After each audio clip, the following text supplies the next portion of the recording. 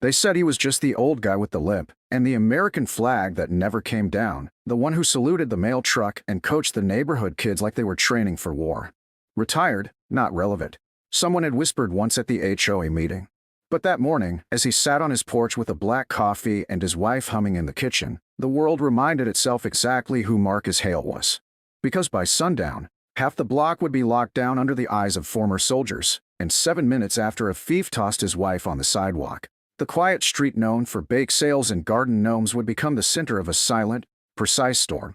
It started with an open gate and a scream as sharp, high, and clicked off too fast. He didn't see her fall, but he heard the sound no man ever wants to hear from his wife, pain and surprise at once. Teresa was on her side near the curb, purse spilled, hand twitching, a stranger running. Marcus didn't yell, didn't chase. He stood, slowly, deliberately, the way he did when sand filled his boots and radio chatter grew sharp and dangerous. He stepped back into the house, not for a gun, not for vengeance. For the radio. Black. Military issue. Discreet. From a past he hadn't unpacked in 30 years. He keyed it once and spoke 6 words he never thought he'd say again. Code red. Pale. Civilian down. And from that moment, everything changed. If you believe no one who served should ever face violence alone, like and subscribe, because this isn't just a story. It's a warning and a promise.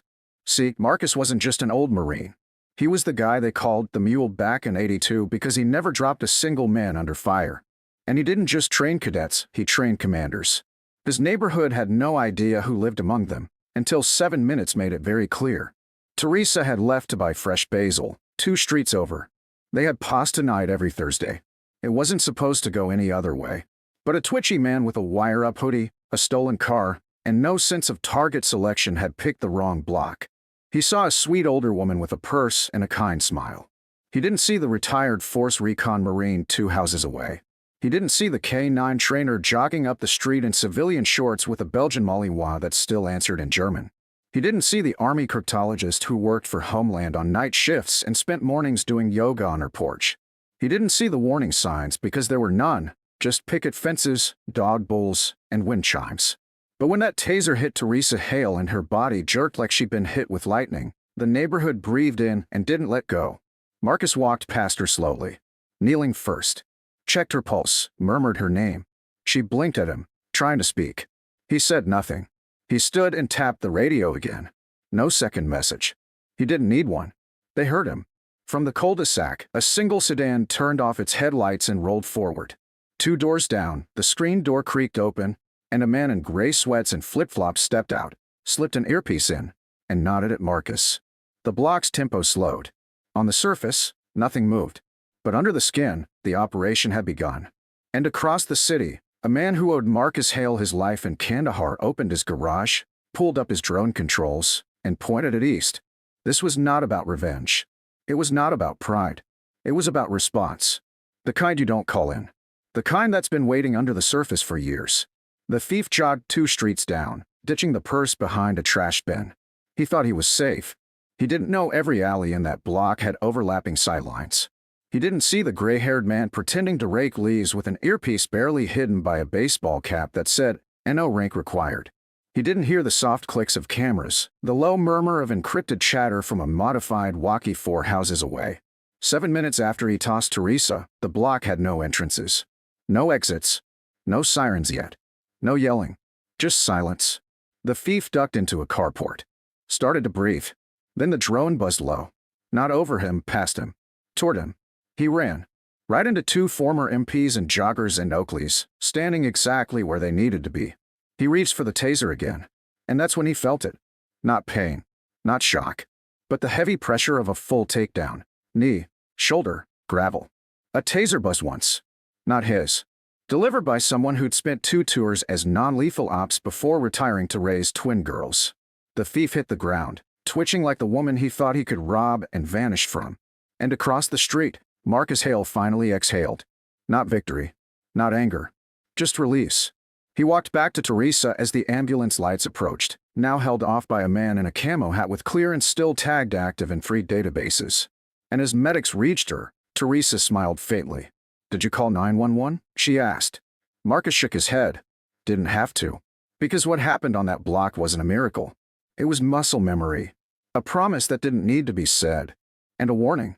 Some veterans may hang up their uniforms, but they never hang up the watch. There's a myth about old soldiers. People think they forget the war when they hang up the uniform, as if discipline and instinct fade with time like metals in a dusty garage. But Marcus Hale never forgot. He didn't relive the combat. He relived the commitment. So when Teresa whispered from the gurney, "Don't hurt him," and the EMTs wheeled her toward the ambulance, Marcus didn't nod out of submission. He nodded because he understood restraint as a weapon, and his real answer wouldn't come in words. It would come in precision. Because the moment he called Code Red, something ancient flickered back to life under the soft, suburban peace of Maplewood Lane. It wasn't just a network. It was a brotherhood stitched together by shrapnel, silence, and promises made in foxholes and jungle rain. And when Marcus said those words, it rippled through encrypted frequencies like a drumbeat under bone. 2 blocks over, a man with sun-spotted hands and a faded navy tattoo under his sleeve paused mid-mow, stepped off his yard, and unlocked a reinforced tool chest inside his garage. It didn't hold tools. It held a folded vest, a tactical drone, and a patched field notebook with 5 names circled. All of them lived on that block. They had once been called the Stray Dogs, unofficial unit name, an ironic badge worn by the men who took missions too dirty for press releases. The quiet ones. The ones who didn't need recognition because they had each other. Across the street, Dana Shu, who taught Pilates at the rec center and looked like a suburban Instagram mom, was keying in a 10-digit code on her smartwatch. 3 seconds later, a modified baby monitor began pinging to a satellite relay disguised as a weather station. Back in her army days, she cracked comms in 6 languages. Now, she used it to track lost pets until today. The moment Marcus hit that radio, the neighborhood lost all sense of innocence and turned into a chessboard where every move had already been planned a decade earlier. You see, after September 11th, Marcus didn't just come home. He came home connected. He built this community not by accident, but by design. He had mapped the streets, helped veterans get housing on his block, mentored them in job fairs, and quietly reminded each one that civilian life didn't erase the code. And now, that code was active. The thief, meanwhile, was panting behind a dumpster behind Fillmore Market, thinking he'd escaped. He ditched the taser near a sewer grate and removed his jacket. He didn't know that 3 houses on the block had Nest cameras fed to off-grid servers. He didn't know that one of Marcus's godsons, Jarrell, a wounded vet who ran a side gig modifying old smartphones for secure surveillance, had just pinged his location. 7 minutes wasn't a number. It was a measure. And that window had just closed. In minute 8, the street lit up, not with sirens, but with movement. Not loud, not chaotic, but surgical. From one end, a man in a UPS uniform, real route, real job, suddenly stopped delivering packages and keyed a mic in his collar. Blackout in Zone 3. Mark is mobile. On the opposite end, a retired Coast Guard lieutenant with arthritis slipped a Velcro strap around his bad knee, pulled out a collapsed baton, and walked to the corner as if heading to a post. No shouting, no flashing lights, but control. Every alley now had someone watching. Every porch light flicked once, then twice, then stayed on. A signal, not to civilians, to each other. Marcus stood on his porch like a conductor, sipping now cold coffee, not watching, listening. Because this wasn't about brute force. This was restoration. Teresa had bled into the sidewalk, and that blood cost something. But so did retaliation. And Marcus wouldn't allow that price to be paid by rage. As the block settled into its formation, a black SUV with government tags pulled up in front of 914 East Maple. A young woman in jeans and a hoodie stepped out. She looked like a college student. She wasn't.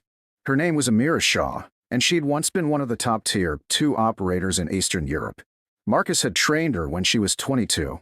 Now she ran private contracts for cyber defense, mostly in the shadows. She looked at him and said, "We have eyes." He nodded once. "He's sweating behind Fillmore's. Thinks he's clever." She smirked. "He's not." Within 2 minutes, she was set up in a fold-out chair across from the store, earbuds in, tracking the drone overhead while sipping iced tea like she was people watching. 10 minutes after the attack, Lieutenant Green, MP, retired, called Marcus on an encrypted line. "You want this formal?" she asked. "Or do we stay invisible?" Marcus stared at the blood-stained curb where Teresa had fallen. "You know the rule," he replied. "No footage. No witnesses. No mistakes." Green responded, "Copy that." Within seconds, her husband, a former Air Force mechanic, deactivated the street's smart light override and redirected power to disable the nearest traffic cams. Meanwhile, the thief started moving again. Sweaty, nervous, checking over his shoulder. He turned left, wrong move. Turned again, dead end. Realized too late he was walking into a pattern. A living trap. He pulled out a flip phone, burner grate. But the second it powered on, it pinged a cell tower under an alias flagged on Marcus's watch list since 2015. Jarrell smiled from his basement desk, tapped the keyboard, and said softly, "Got you. Ghost." A minute later, the thief saw something strange, normal people just standing. Quiet.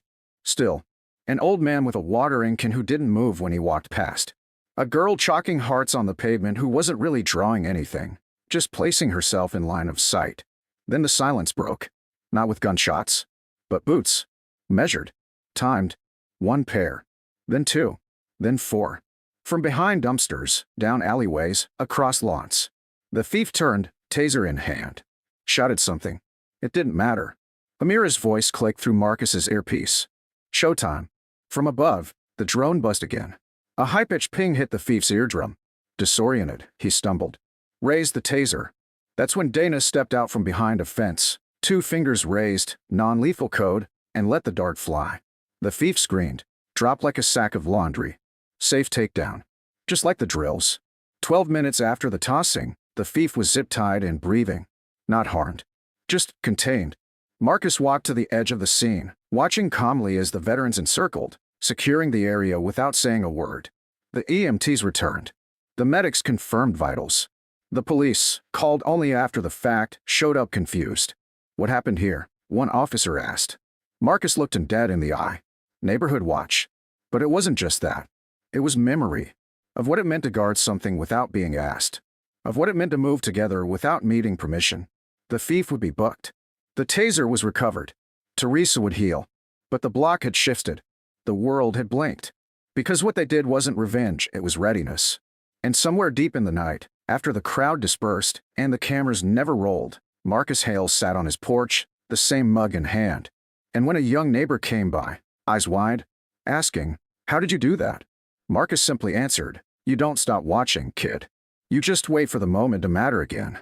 And on that night, it did. The neighborhood looked the same the next morning. Lawns still needed mowing, sprinklers hissed on timers, and kids walked to school with oversized backpacks and sleepy eyes. But something had shifted on Maplewood Lane, something silent but absolute, like when a forest breathes differently after lightning has touched the ground. The thief was gone, cuffed, processed, charged not just with assault, but a string of robberies across 3 states that unraveled overnight thanks to fingerprints lifted from Teresa's purse, a drone photo from 3 rooftops away, and a taser trace registered under a black market vendor flagged by the Department of Defense. The news tried to spin it, but the block said nothing. No one posted footage. No one spoke on camera. The story didn't come out through sirens or screams. It came out in whispers. A leaked body cam clip caught a veteran in casual sweats quietly handing the suspect over to a stunned city officer. A blurred screen capture of Marcus Hale sipping coffee at sunrise made its way into a subreddit titled, "The Men Who Never Stopped Serving." But Marcus? He didn't read the comments. He sat at the hospital instead, at Teresa's side. Her eyes were bruised, lips split, shoulders sprained, but her spirit? Unbroken. She watched him with that same look she gave him in 1973 when he came back from a tour and didn't speak for 2 days.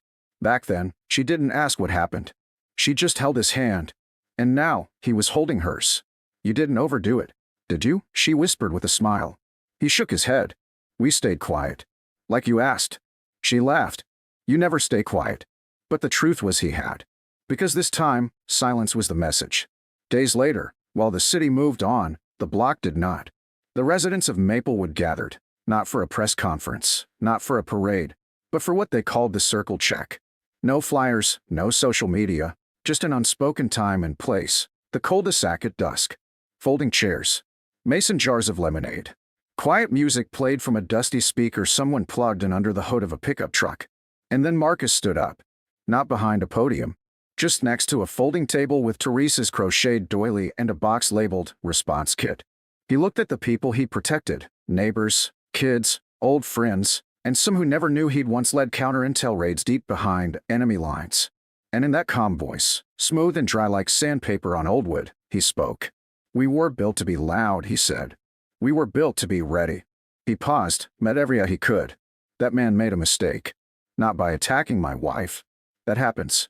It's cruel. It's random. But he made a mistake by thinking this place, this community, was unguarded. That we don't see each other." Heads nodded. No applause. Just silence. Respectful. Solid. "The ones who came out last Thursday," he continued, "they weren't called because they had a uniform. They were called because they still believe in watching what matters." At that, Amira Shah stepped forward. She held up a new placard, wood burned by hand. It read, "Marcus Hale Block, protected by those who remember." The crowd didn't cheer. Instead, they stood, every last one of them. A quiet standing ovation.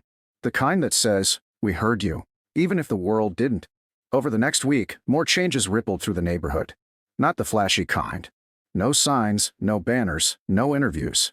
Just action. Retired veterans began walking with mothers who jogged alone. A local teen made an app that pinged eyes on coverage every evening, just in case. One driveway was turned into his self-defense workshop. The old playground got motion sensors. And Teresa, with a sling on one arm, planted new basil. Because nothing was going to stop Paz tonight. The thief's trial came fast. He took a plea. The evidence was airtight. But what really stunned the courtroom wasn't the facts, it was the witness list. One by one, quiet citizens filed in.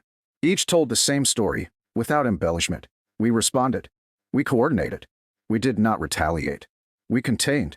The judge, a former reservist himself, called it the cleanest civilian-led intervention I've ever seen.